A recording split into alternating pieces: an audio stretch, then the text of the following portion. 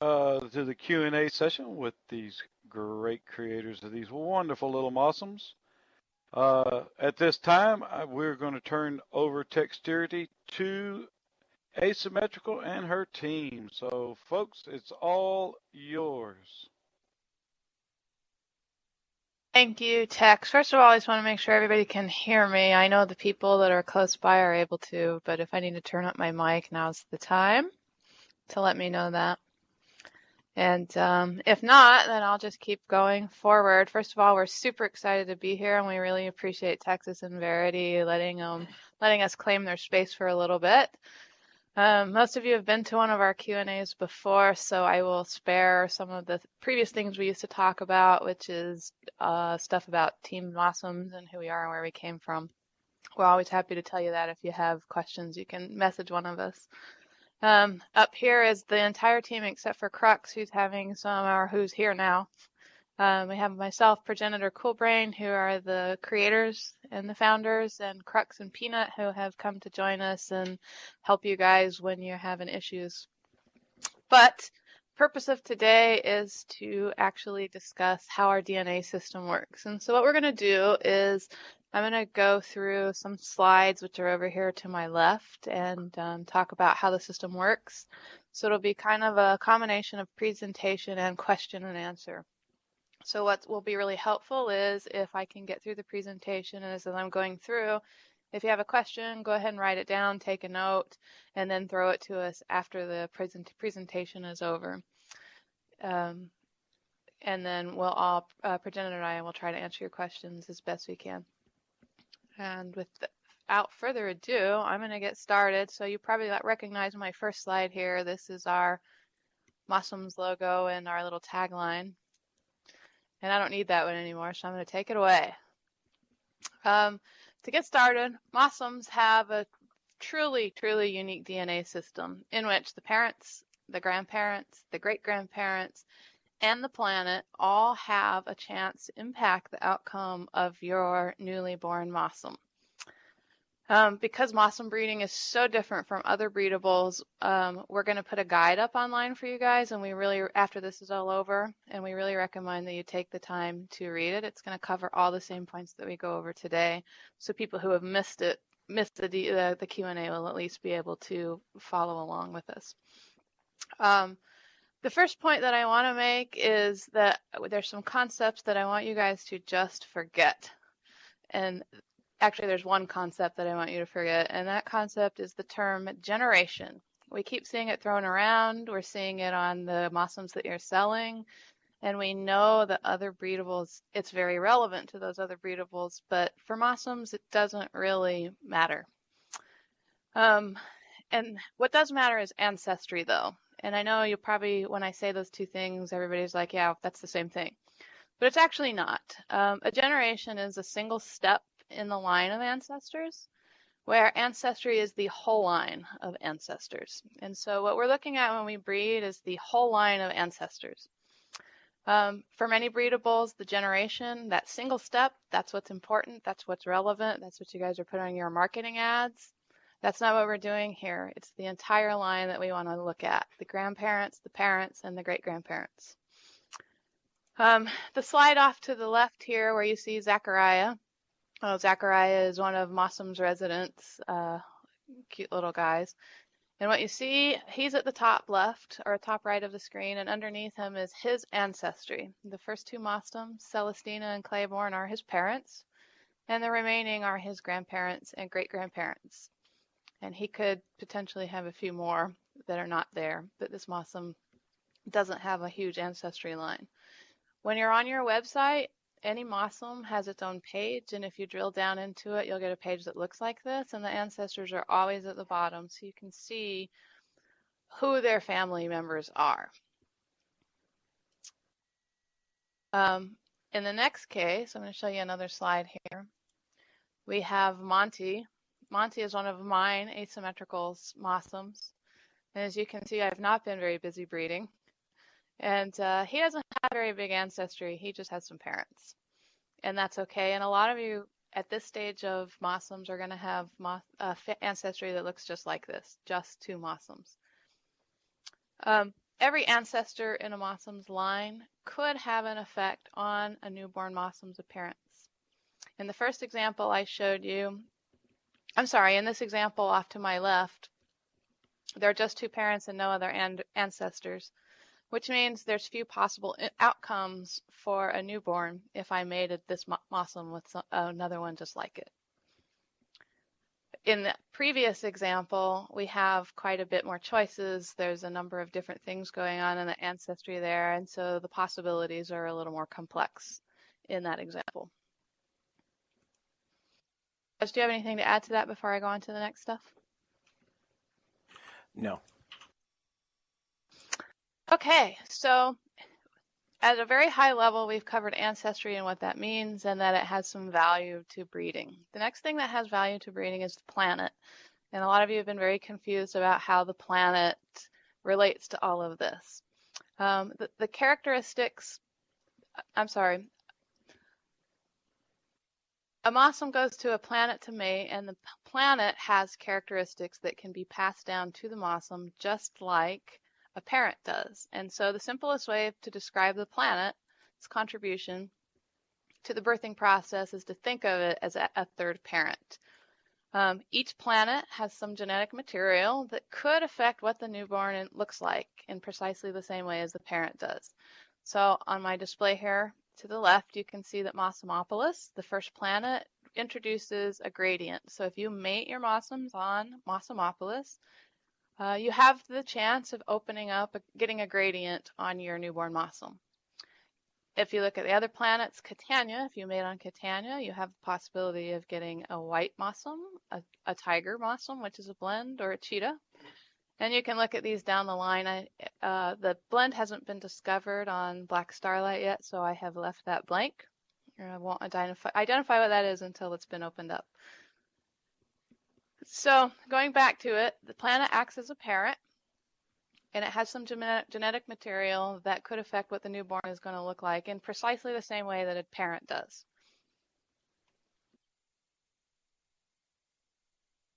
So far I've talked about ancestry, and we've talked about planets and how that all is important in your breeding process.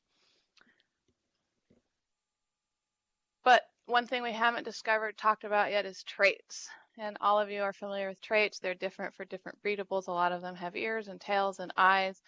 We've done something a little bit different that probably will not surprise you in the slightest, that we did something a little different.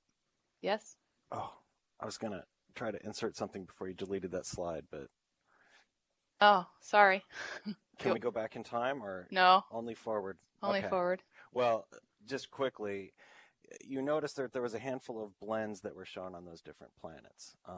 Mossmopolis has a blend.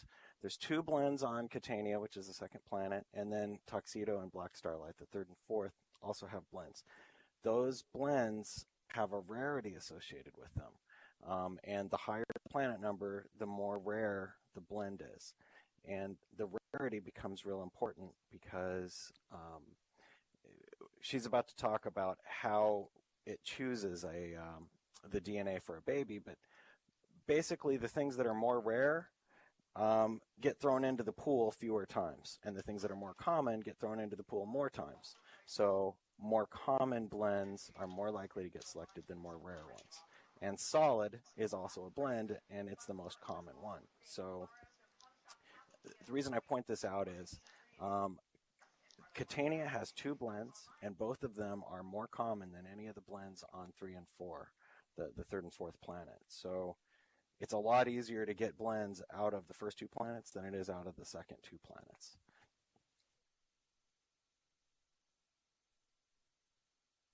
Thank you. So now you've had a chance to read my slide. I'll go ahead and cover it anyway. So regarding traits, right now we have 5 traits.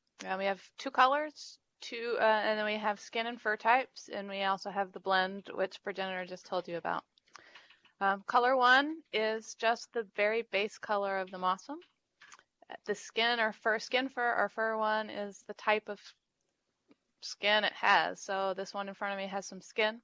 You'll notice some others have some fur, and then if you get the curly fur, it's even more. You get that on planet 3. You can see that it's much more curly and longer hair. We have blends, which are the patterns. So there's a gradient as a pattern, the tigers, the cheetahs, that sort of thing. And then color 2 is the color of that pattern. So if you have one with tiger stripes and they're blue, that's your color 2. If you have a Mossm that has a gradient and it's a light blue stripes, that is your gradient color. The skin and fur, also, if you look in the stripes or you look in the gradients, you may find that part of your Mossm is skin and part of your Mossm is fur, and that's what skin 2 is. To help break this down a little bit, I have another slide. And it's not loading very well for me. Hopefully it will for you guys. Okay. Progenitor says it's loaded for him. The first Mossm on top. This Mossm has all 5 possible traits. So he has a dark blue color and long fur. That is his base color. He has a light blue color and long fur, which is his gradient. He also has the gradient, which fills all 5 slots. The one below him, so actually let me backtrack. When you look at your Mossm's DNA on their web pages, this one would say dark blue, long fur, light blue, long fur, gradient, which indicates that all 5 slots are full with some kind of trait or another. The one below it with the tiger stripes also has all 5 traits, and his first trait is white, which is color 1, and he has long fur in the white areas. Then he has a skin and light blue. So inside of his tiger stripes, he has a skin texture and he's light blue. And he also obviously has the blend of tiger. And the little guy on the bottom should look very familiar to all of you. He's a starter Mossm and he only has 2 traits. He has dark blue and long fur.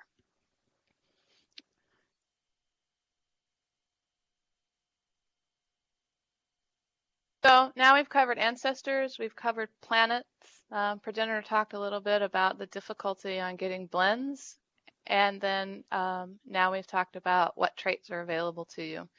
So the real question then becomes, how do we take all of these things and in an intelligent way pass on the traits or go get the traits that we want from the planets? And so what I want to talk about is weights as a starting point.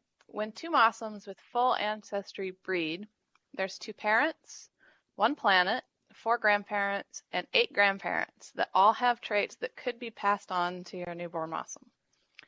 The parents and planet, fortunately, have a much higher chance of passing on the traits than the ancestors do.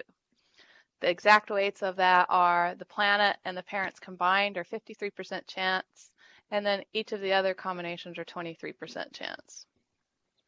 So, as an example, these are some of my Mossms.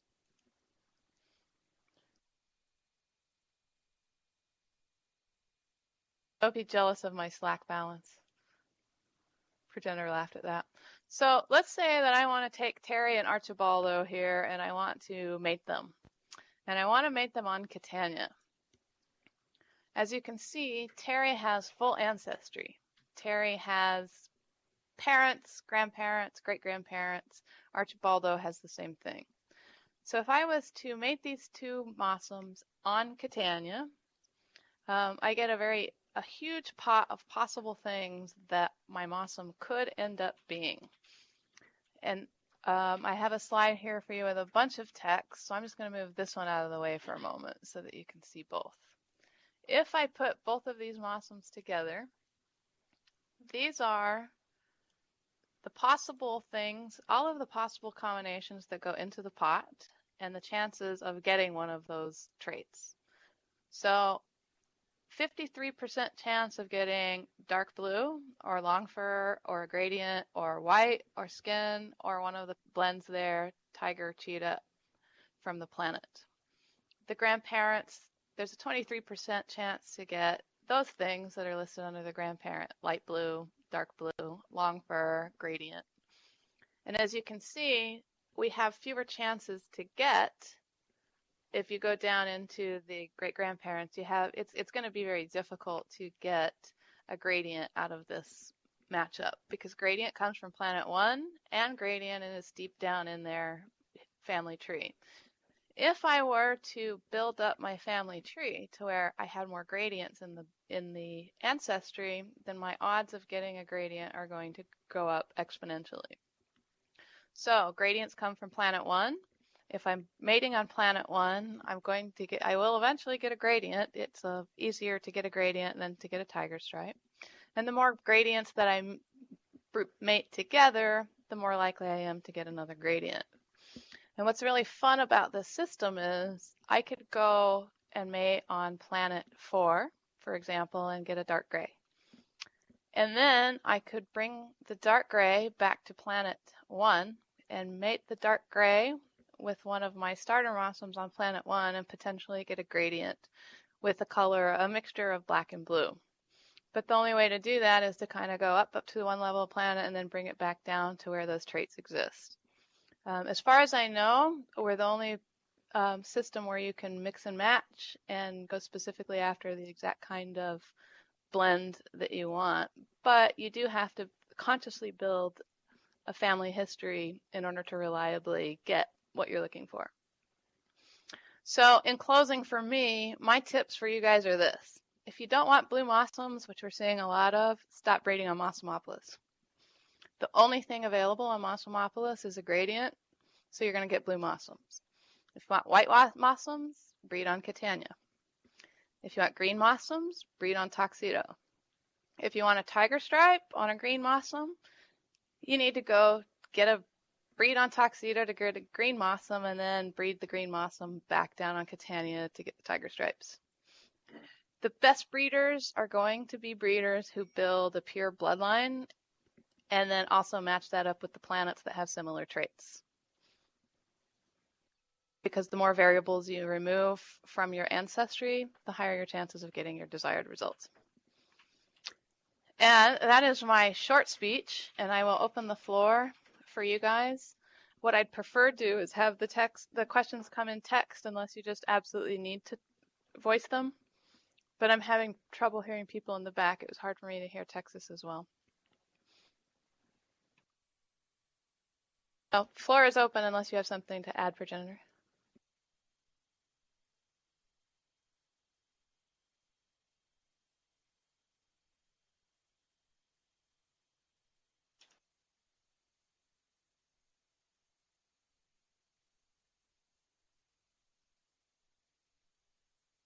You can do that, Rosie. You got a green and blue striped one on Tuxedo because stripes come from Tuxedo and green comes from Tuxedo. And some of your ancestry probably has some blue in it. And so there's 5 slots that can be filled. So it's filling the blue from your ancestry and the green and the stripes from Tuxedo.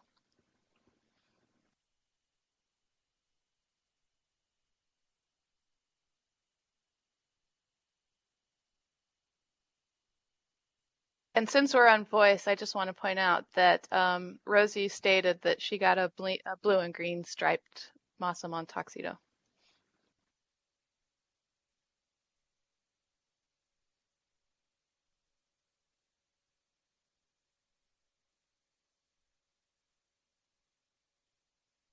So Rebel's question is, if you want a green and white Mossm, you breed a green one and a white one together. You could get a green and white Mossm as long as you've got green and white in the ancestry. You can get a Mossm that's a mixture of green and white on any planet.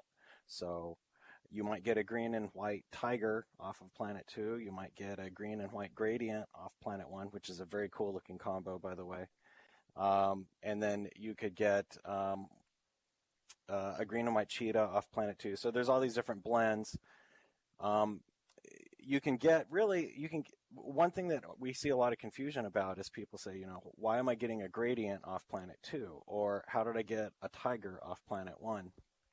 Anything that is in the ancestry going back a couple of generations can come back out again.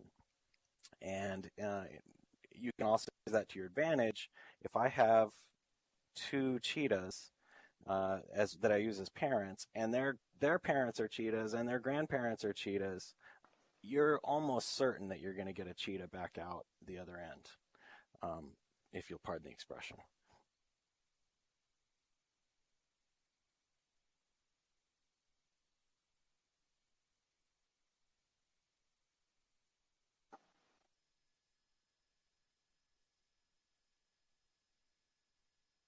While we're waiting for the next question, Rosie pasted in her blue and green tiger. And if you look in spatial chat, you can see the link to that. Everybody should look at it. This is actually a really good example of what Progenitor was just talking about. If you look at the ancestry, everything is blue. Everything is blue, including the tiger stripes, which means she's pouring a ton of blue into the potential offspring. So she actually got insanely lucky to have any green. And the green that affected this baby came from the planet.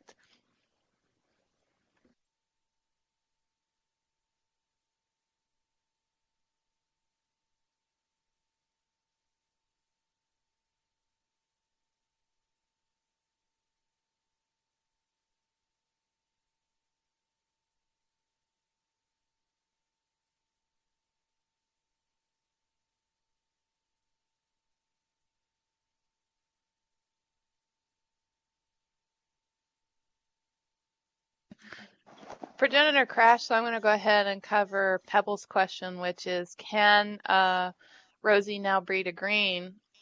Take the one she has and breed it on any planets? And the answer is yes. What will happen here is, when this baby grows up, she'll be able to take it to any planet, and the green inside of that Mossm is part of the DNA, and it will be considered as potential trait in any offspring that it has going forward.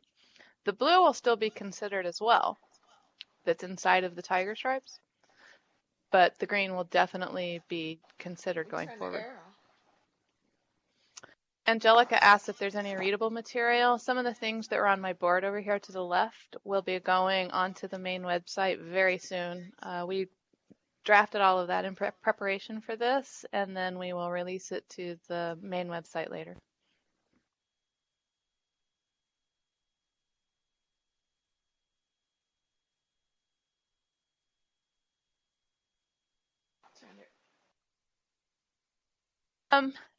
Angelica asked if this is new. The breeding system is not new. The documentation is new, yes. People were really struggling with it, and so we decided that we would take a step back and try to help educate you guys, since it's so radically different from what you're used to. Okay, Jax asked the question, uniques don't pass their coats. Is there any plans in the future to have uniques that do pass their coats? Yes. So with regard to uniques, under the covers, the uniques are just like blue starter Mossms. So even though they have special magic in them, it's just magic. It's not actual probability or mathematics. They're just blue Mossms. They don't actually pass anything interesting in their DNA, although they hold a special place in our hearts. The possibility, though, in the future of having uniques that do pass DNA, we do plan to do that. There's technical reasons why we don't do that right now. Basically, we had to upload by hand thousands of texture files in order to do our system. And every trait that we add in explodes the number of possible things. We have plans for a future system, though, that works a little differently, that opens up the possibilities radically. And in exchange for that, there's a gestation period where the mama has to be pregnant for a little while we get our textures all rocking.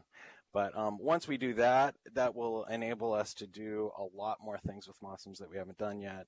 More colors, more blends, things like eyes and so on. I know how much you guys love staring longingly into the eyes of your critters, and soon you'll be able to do that with Mossms if you can get them to hold still long enough.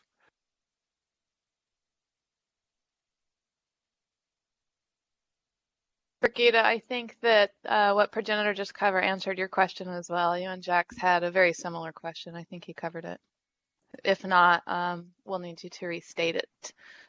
Looking at the next question. Somebody's laughing at under the covers.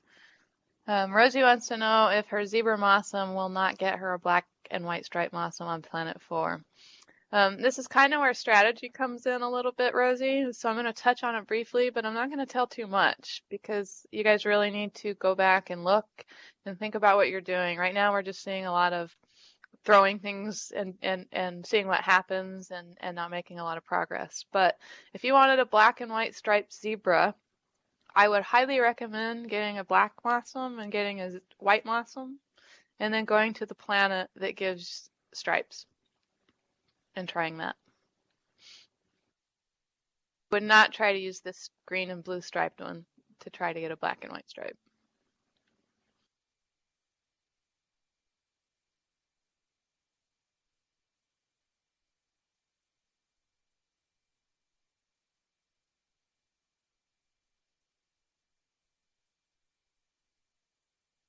Okay, Verity's question: do Mossms that have used all their oomph, are they still able to make resources? Yes. They still generate resources like anybody else. We thought about having Mossm retirement homes and little Mossm walkers and stuff, and aren't doing that right now. For now, they just work like everybody else.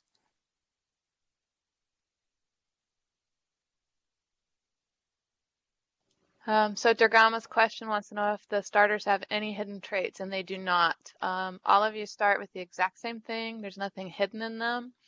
And in order for you to get new things, you have to visit the planets and unlock those things and introduce the traits on those planets into your bloodlines.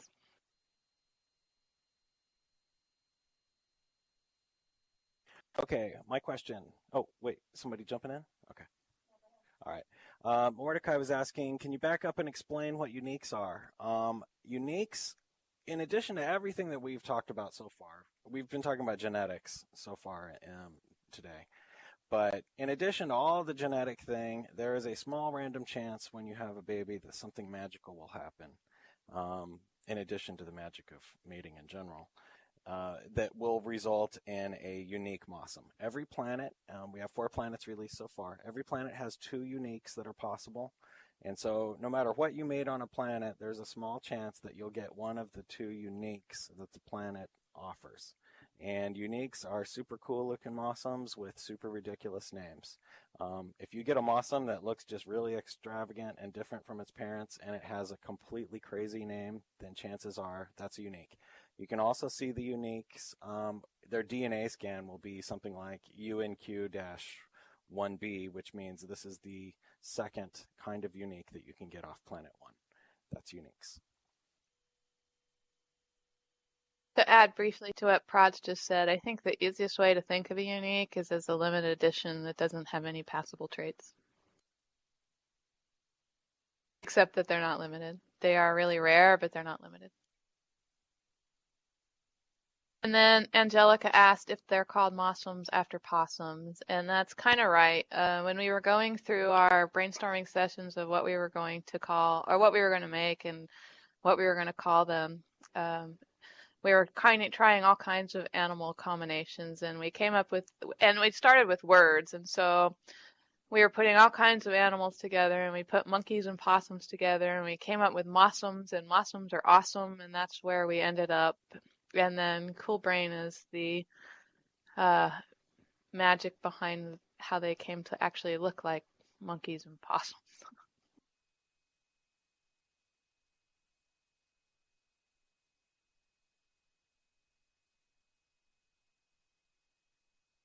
Okay, can we turn Mossms into pets and eat and, not eat and only work? Right now, no. Someday we may let you, in fact, I'm sure that someday we'll come up with options for letting you keep Mossms forever without having to feed them. At that point, I can assure you they probably won't be working anymore. That might be where the retirement home comes in. I'm not real sure. But we don't have that option right now, no, but we will do something like that at some point in the future.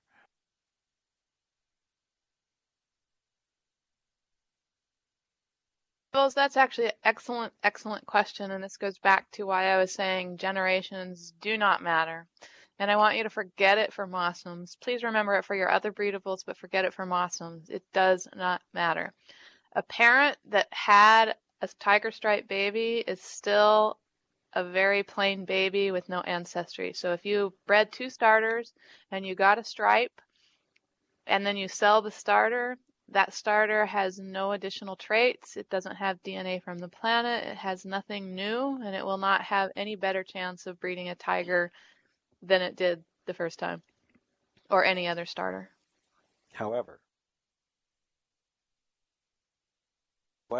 so if I have a tiger and he has a plain boring blue baby, that baby is actually more valuable than another similar Mossm because he's got tiger in his lineage, and it is possible. So I could have a blue baby I could have a tiger, and he could have a plain, boring, solid blue baby. It would be possible for his offspring to be a tiger because the DNA is up there. So the way that you can tell what's going on is when you go to the breeding screen, anything that you see there is getting thrown into the pool. The parents get thrown in, and then the grandparents go in at half the weight of that, and then the great parents all go in at half the weight of that.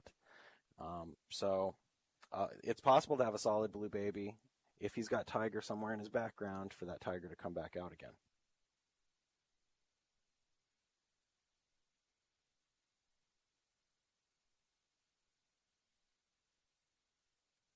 Verity, probably two of us are going to have to answer your question here because there's different schools of thought. Verity wants to know if we can explain the names that we have for the Mossms. And the reason I wanted to address this first is because I was very against the Mossm names, and I just want you all to know that I was on your side. And so when you're auctioning out Pootie Platt, Beta, Bob Barker stuff, I was thinking of you. However, the guys got together and came up with a system that made sense, and I'm going to let one of them explain to you how that happened.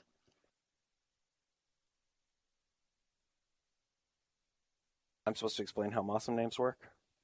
Yeah, or Cool Brain, one of you. Okay, well, there's two pieces to how Mossm names work, all right? There's the unique ones, and the way the unique ones work is mostly we thought of cool, catchy rap lyrics that we like, you know, and then started changing the words so that the rhythm could still be the same, and like that. And then after we did that, we're like, yeah, that's too boring, and then we kept zazzing it up and taking it to the next level repeatedly. As for how the regular breeds work, in that case, Rosie, what I meant to say is a lot of it is based on country music. But anyway, with regard to the regular breeds, we have like over 1,000 breeds. We wanted to make really fun names for the breeds, but it's hard to be creative for 1,000 names. So what we did is we wrote computer software that generates the names. But the cool thing about the way the names work, you can actually look at a breed name and know what it is with some experience. So for example, if you have something that's like a yodeling toilet paper dryad, I know that yodeling is zebra because all of the zebra names are kind of fruity, like sashaying and stuff like that.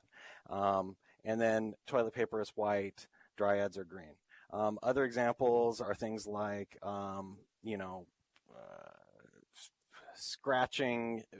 All of the tigers have names of things that cats do, like scratching and yawning and stuff like that. And so anyway, that's how the names work. Next question, I'm also going to let you answer, Praj. It has to do with inbreeding. And so the question is, once the grandparents fall out of ancestry, are they then able to mate with extended family at that point? Yes, and there should be a term for that, like exceedingly lucky great-great-grandfather or something. Yes, that should work. I haven't actually tried it, but I think it would work.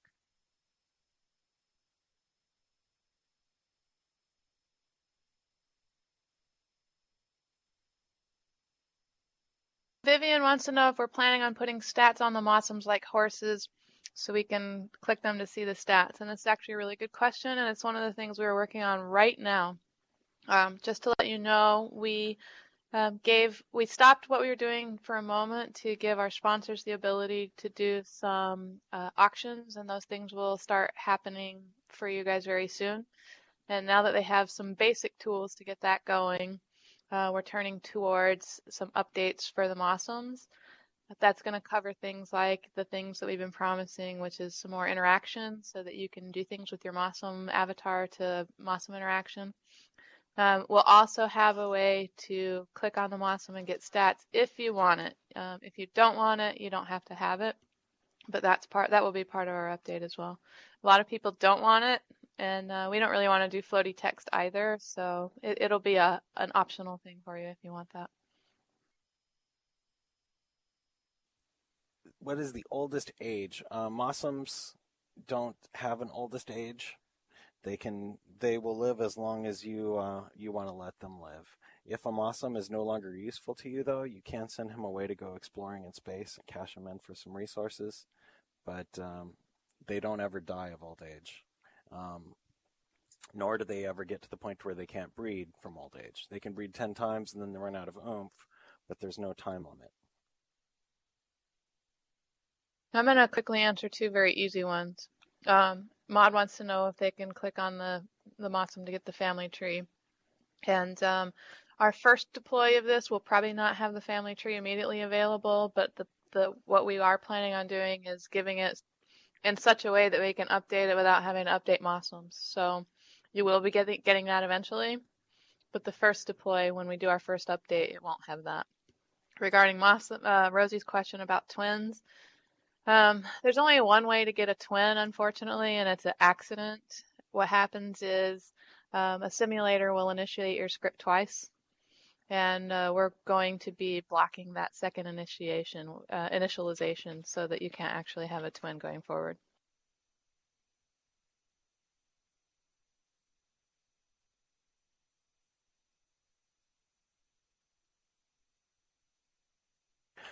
Brigitte, the charts that we have displayed here today, we are going to publish on our website. Yes, in fact, they're actually screenshots off of our development system. So probably later today, ish, we will have this whole guide up along with some accompanying text for you. So yes.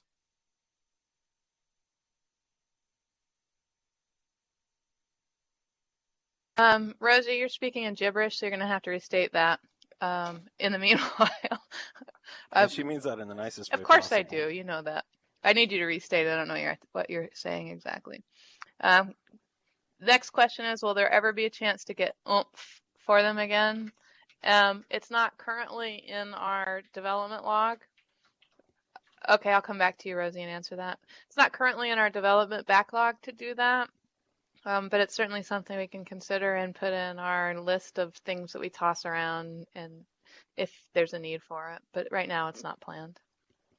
And regarding Rosie, you asked if there was ability for twins, which is what I was answering. And there's really not. There's a bug where SL, when you res an item, will initialize your script twice. So occasionally some of you have resed a Mossm and suddenly you end up with two. And we can't stop SL from doing that. So what we're going to do on our end is actually prevent the twin from taking place on that second script initialization. But right now you can't have twins. Sorry.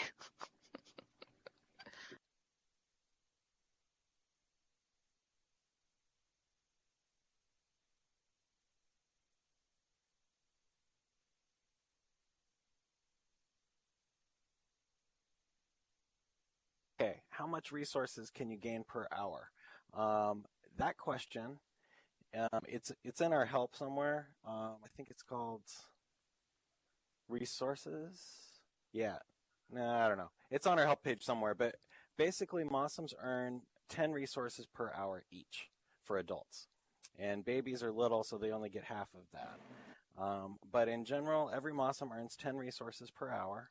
And that comes out to 240 resources per day per Mossm.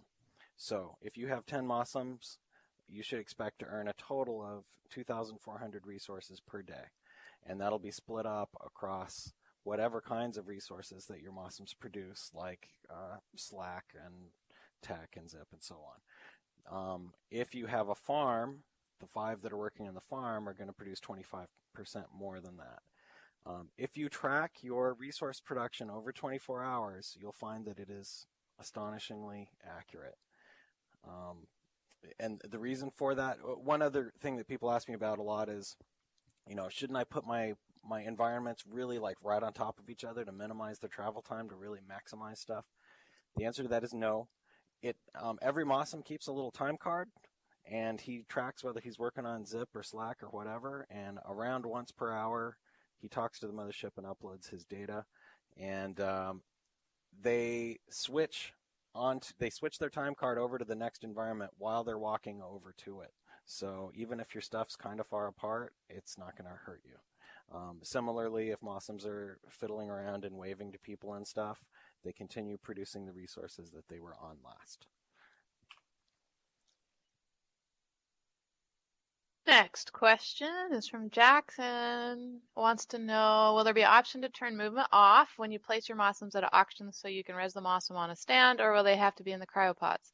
That is a great question, and I'm happy to say that if you use one of our sponsors for auction, they have a very special item that will not only make your Mossm sit where he's supposed to sit, but when it's his turn to be auctioned, do some little animations to try to encourage the viewers to buy him. So you may not want to use cryopods when you're going to auction, when you visit one of our sponsors. So yes, you can definitely, but incidentally, if there's not an environment near a Mossm, they'll stand still. Next question, can we buy Mossms only without Mossms and food and all that other stuff? You can't buy them from us, but you can buy them from other people. So at any of our sponsors, you'll see lots of Mossms for sale without food and without furniture.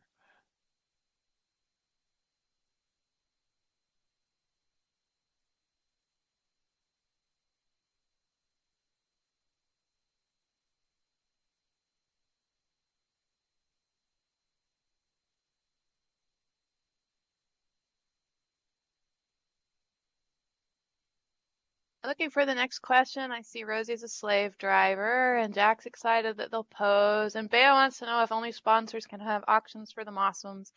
And I guess it depends on how you phrase that. One of the things that we're doing with Mossms and with our sponsor program is making it more of a partnership and less of a link exchange program. The sponsors are doing a lot with us. They're working very close with us. They paid us quite a bit of money, and in exchange, we're building them a custom auction system. That said, you could hold an auction if you wanted to because the Mossms stand still, but we're not going to be giving our auction system to non-sponsors. Just like to amplify on that a little bit. We're also working on some other options to improve. Actually, our focus lately has been improving how transfers work, both for cryo selling and for live transfers and for auctions. And there's some improvements coming up for being able to do improved live selling, such as showing the stats and such. But I think there's already been an auction done by a non-sponsor, so non-sponsors will be able to do auctions.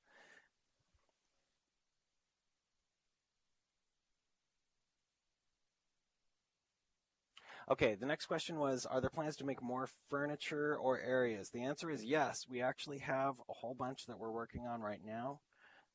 We have a whole new planet, which will be called Fauna Rosa, and a new resource that it produces that is in the works right now.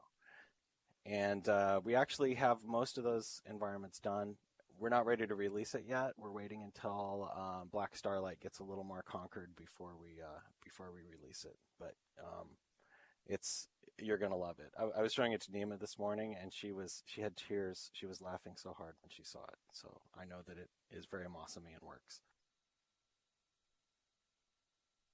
Next question is from Verity, who wants to know, why can they only be frozen 3 times? Doesn't that lose their value? And that may be true. Cryo is an interesting thing, and it came to exist because people sell their dens and their nests and their hay bales as they are, and there's certainly a market for brand new fresh babies that have never been touched by man, which is why the cryo exists. However, there's a problem, and this gets into that dirty word that nobody wants to talk about, which is money. If we allow you to cryo a Mossm unlimited, you would never have to feed it. And other than your entry to get into Mossms and get started, food is and will continue to be the only fee that we charge. And so we had to lock that down. Otherwise, we create a problem that another breedable had where you could just put your things away and never pay for them. And unfortunately, the money has to come in or we can't keep going. So that's why they can only be frozen 3 times.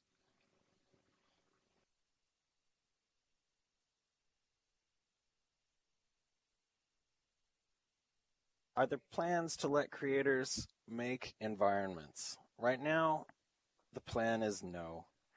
And our team has very divided opinions on this. Um, but some of us would really like to do it, but we're really just not going to do that right now. There is a lot of creative stuff that you can do to with your Mossms right now. And the things that you guys have done kind of blows my mind and are quite hilarious. And you can see a lot of it on the Flickr pool. But at this time, there's not plans to release an API to allow third parties to make environments exactly. But there are people already selling things that have nav mesh built into them and so on. There's two questions here about cryo. One from Dergama wants to know how long they can stay in cryo.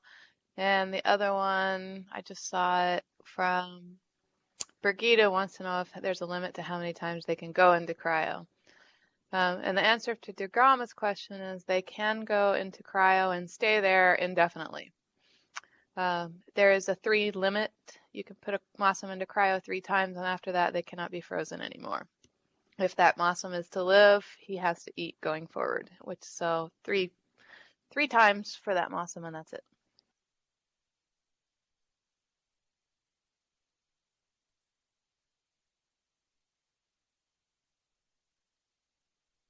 Currently, we're not planning. The question is, are we going to put the large food bundle on the marketplace? Currently, the plan is no.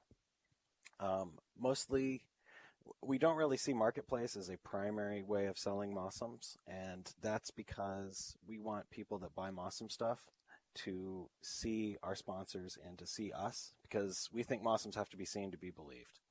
And as a result of that, we're putting the stuff on marketplace just to provide facilities for gifting and such, but that's not really our primary outlet, and that's why we have limited things on there.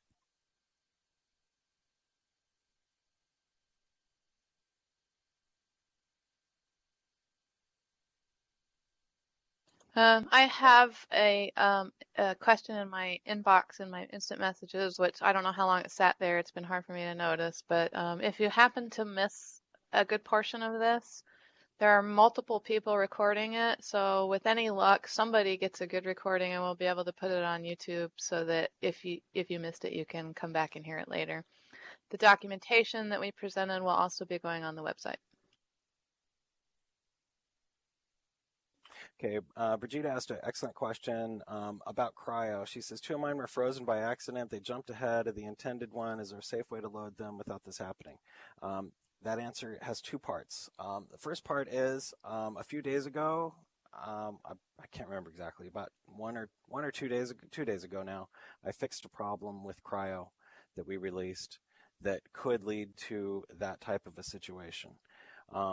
So the first part of your question, the first part of my answer to your question is that cryo should work better today than it did a couple of days ago for situations where you put a couple of Mossms down and hit freeze on multiple cryopods at the same time. The second part is I constantly hear about people saying, hey, I've got 100 Mossms and I put a cryopod down in the middle of them and the wrong Mossm goes to it. Here's an important tip. Think of it like if you had 20 puppies and you wanted to give one of them a treat, you wouldn't jump into the middle of the floor with the treat. You would quietly take that puppy off to the other room and then give him the treat. Do cryopods the same way. If you've got 100 Mossms and you want one of them on the cryopod, pick him up, go somewhere quiet, and put him into the cryopod.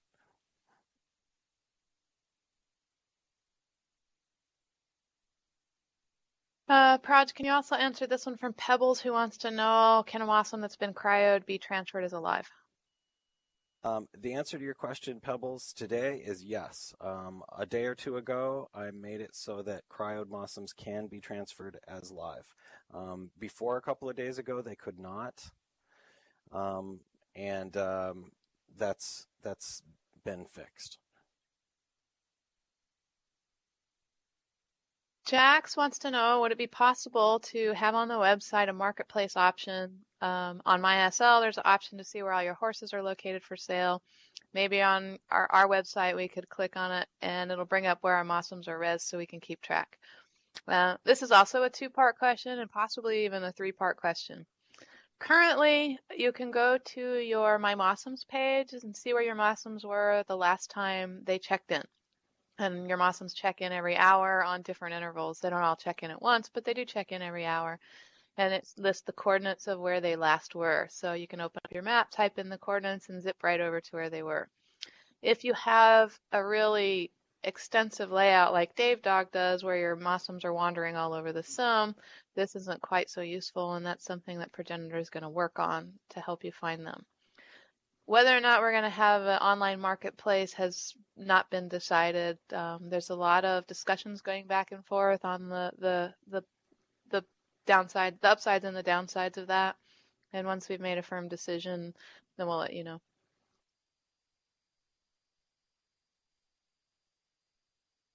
Okay.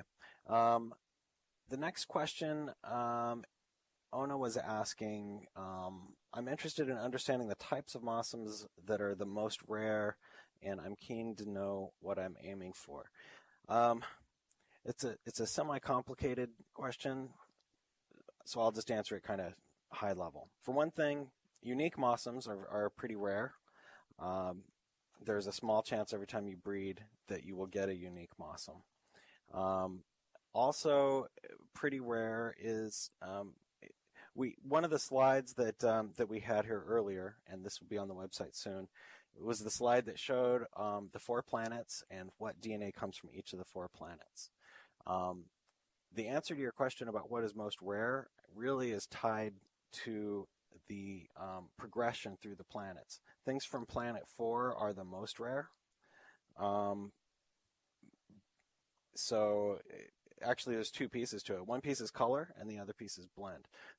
The blend from planet 4 is extremely rare. Well, I don't know about extremely rare, but it's pretty rare. Certainly it's more common than getting a unique, but it's very rare because it's so expensive. Can I interrupt you for a sec? 4. The person who asked that is gone. Okay, well, I'll just wrap it on up then. The colors, one thing that I would like to talk about before I shut down my answer here is that the colors all pass with equal ease. So black passes just as easily as white or blue. The blends do actually have increasing rareness, but black and white and green all pass pretty easily once you get them. So does curly. So there's quite a bit of cool stuff that people can mix in pretty easily that they haven't really touched yet.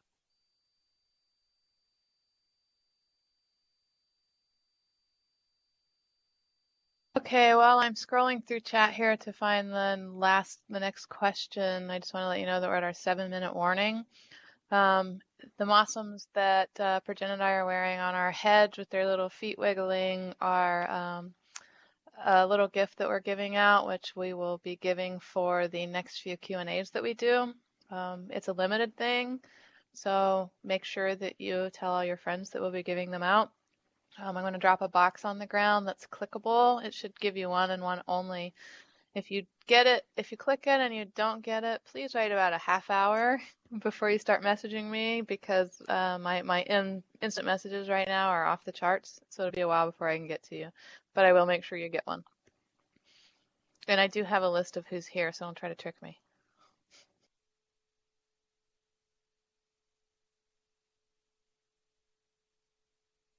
A couple things. Bella says she likes our food system, so I wanted to touch on that just a little bit. It's a little bit different than what most people are doing, but we tried to come up with some unique ways to keep the market from flooding, and I think over time there's just no way to stop it at all. But certainly some of the things that we've done have slowed it down. Having to earn resources before you can breed is going to slow you down a little bit. Having to have enough food to feed your baby is going to slow you down a little bit. And hopefully that will keep the rare stuff from surfacing too quickly and help the Mossms keep their value. We also plan to continue to introduce new stuff that I think will help keep it all in balance, but we'll see how that goes. And then the next question from Tiki is, what about the stats? Is that an influence to the rarest Mossm? The answer to that right now is no. The stats are there. You can certainly see them. Other than oomph and cryo, the stats don't affect anything right now. What you're seeing there is some framework that we put in so that it will be very easy for us to introduce the expansive gameplay that's supposed to come after this.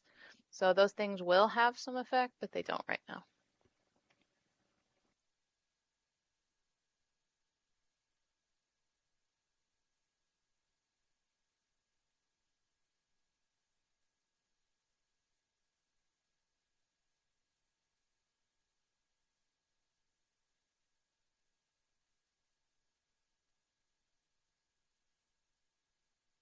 Okay, next question is, are we going to have traits like tails, ears, fur, and stuff? Right now, our only traits have to do with fur and the stats.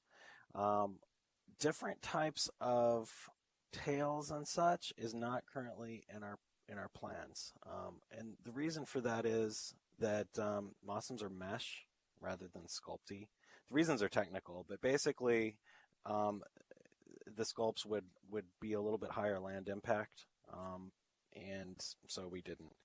Now our plans are no. However, there are some things that we may do in the future that are like that.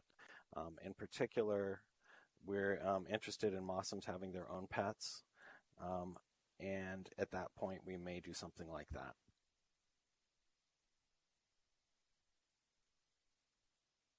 Next question from Vivian wants to know if we have plans to bring out limited editions for Christmas, and I can honestly say we have not thought that far ahead, but I am sure we will do something special for Christmas.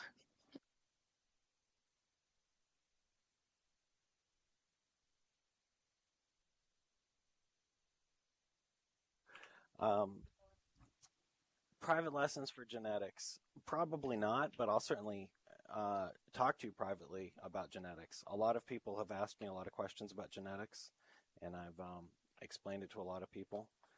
I don't want to do anything.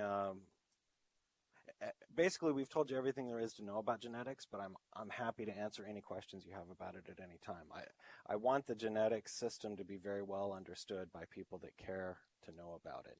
So I don't actually have any plans to do private classes, but I'm happy to talk about the genetics system as much as anybody wants to know about it. Maud wants to know if we can make a table of food that stays forever like furniture. In beta, somebody asked for a picnic table that was similar to that, and so it's definitely on our list of things to do.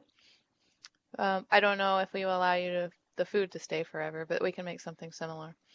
And I'm going to go ahead and answer Ace's question too while I'm here, who wants to know if we can, in the future, think about allowing transferable items like the nursery packs and stuff. And unfortunately, the answer to that has to stay no. The reason for that is our system is specifically designed to have you play some game and actually think about what you're doing and make some choices. And if I say I, and I mean we, and if we allow the transfer of this stuff, then you don't have to play the game, and it changes the entire dynamic. Right now, if you buy a lot of stuff, you can do things faster, but you still have to play. And if you buy a little bit of stuff, you still have to play. And so everybody has to play, and you don't have a huge distinct advantage by having lots of money. And we plan to keep that in place. You can buy Mossms, you can rent furniture from somebody who's doing a market stall, but we're not going to allow you to transfer them.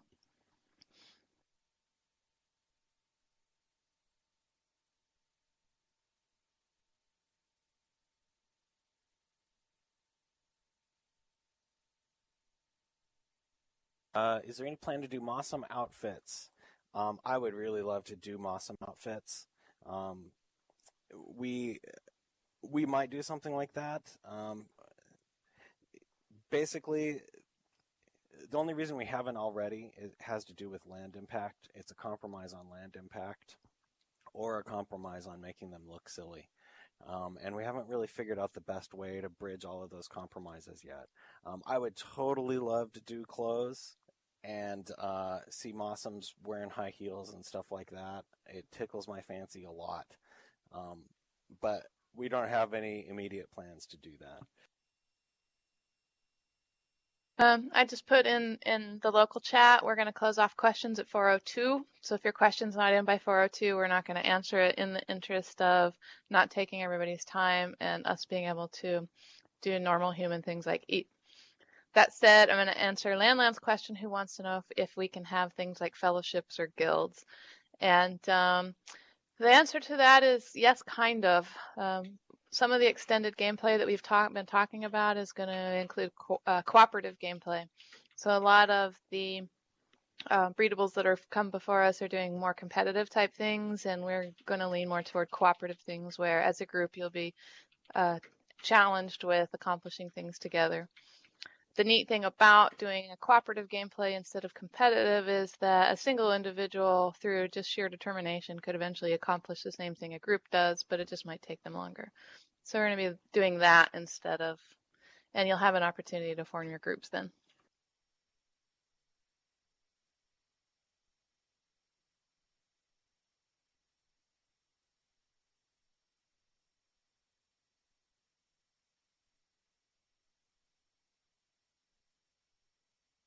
There's one more minute, and then we're going to close the floor, and everybody has to open a Budweiser in honor of Texas.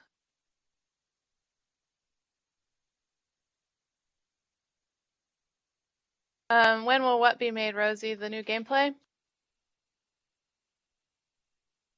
Or the Budweiser?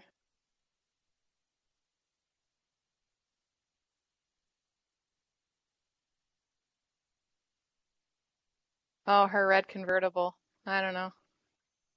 You have to talk to Cool Brain about that one.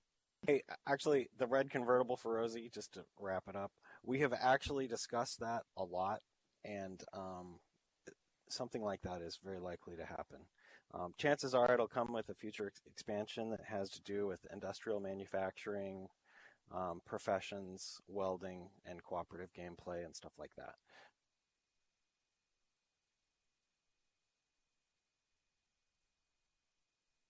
Be sure to look at Flickr where you can see the minivan with Mossms in it.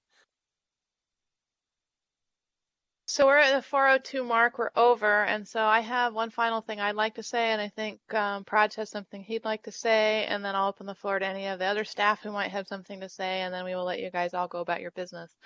For my end, I just wanted to remind everybody that we do have a very open question policy. If you have questions, please ask in group. There's a lot of players who've been with us since beta who can answer them. We have people on most of the time. We don't promise 24-hour customer support, but we do have people on most of the time that are happy to answer your questions. If you need help from us and we're not responding right away in group chat, we're definitely not ignoring you. Our inboxes are very busy. Either send us an instant message or open a ticket if it's an urgent issue. Tickets, we get those very quickly, even if we're online, and most of the things that are going to come up we can answer when we're offline. We want to keep the open door policy and definitely ask us questions, and we're happy to help you understand things that you don't understand. And that's my little speech, and I think Praj had something he wanted to cover.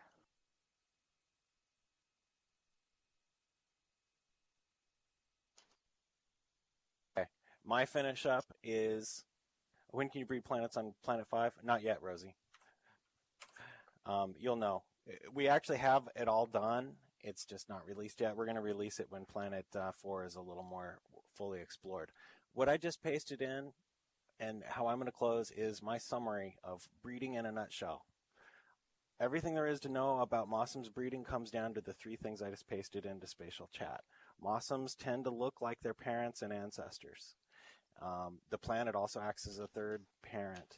Some blends are more common than others, and solid is the most common of all. So if you want to get rid of the blue out of your bloodlines and you want to bring lots of other interesting blends in, then what you want to do is try to pack your ancestry with things that you do want and get rid of things that you don't want. And over time, you will start to get what you want. And that's all.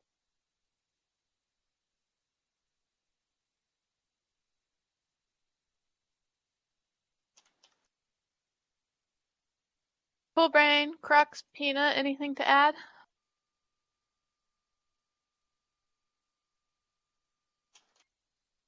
Nothing from me.